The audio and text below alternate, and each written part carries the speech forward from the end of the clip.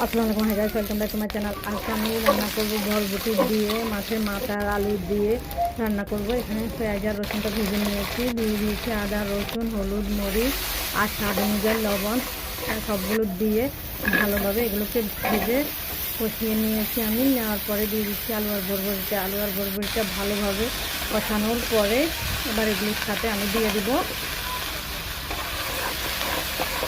এগুলোকে কয়েক মিনিট নাড়াচাড়া করে ভালোভাবে সবগুলো মশলাগুলোর মধ্যে মাখিয়ে তারপরে এগুলোকে কয়েক মিনিট ঢেকে রাখবো।